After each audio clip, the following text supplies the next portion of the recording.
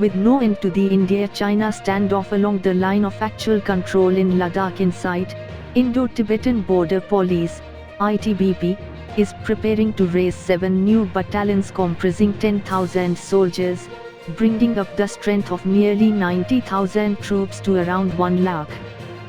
While the Union Home Ministry has already given the go-ahead for this, the cabinet nod is still awaited. The move comes amid news of fresh intrusions into India in the Chantang area of Ladakh.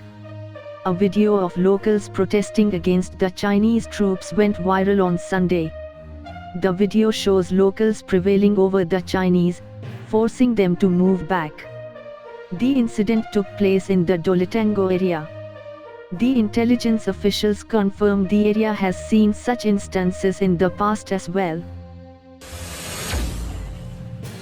Russian President Vladimir Putin, who was earlier scheduled to visit India in late 2020, may visit the country during the first 6 months of the next year, said Russia's ambassador to India, Nikolai Kudeshov. It became more difficult to maintain contacts due to the pandemic. It has affected the frequency of face-to-face meetings, but the Russian-Indian political and economic dialogue has not become less intense. Summits are the highest point of the dialogue. The summit was due to be held in October. There have been large-scale preparations, but it has been decided by mutual agreement to postpone the meeting until the next year. I hope we will receive the Russian president in India in the first half of the coming year.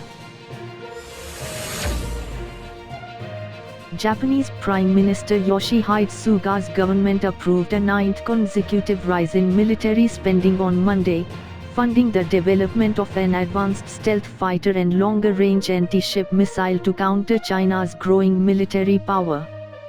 The Ministry of Defense will get a record 5.34 trillion yen, $51.7 billion, for the year starting in April, up 1.1% from this year. With Suga's large majority in parliament, enactment of the budget is all but certain.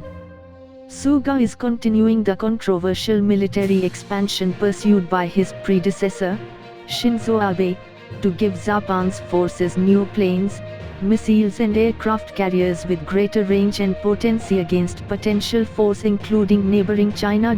China plans to raise its military spending 6.6% this year, the smallest increase in 3 decades. Japan is buying longer-range missiles and considering arming and training its military to strike distant land targets in China, North Korea and other parts of Asia. Russia's ongoing deals with India for military hardware, including for S-400 air defense systems, are advancing well, despite the threat of potential US sanctions, Russian Ambassador Nikolai Kudeshov said on Monday. There can be good progress if decisions related to the procurement of Ka-226 helicopters and production of AK-203 assault rifles are expedited, and Russia is prepared to share the most advanced technologies with India in line with the Make in India and Atmanirbhar Bharat initiatives, Kudeshov told a news briefing.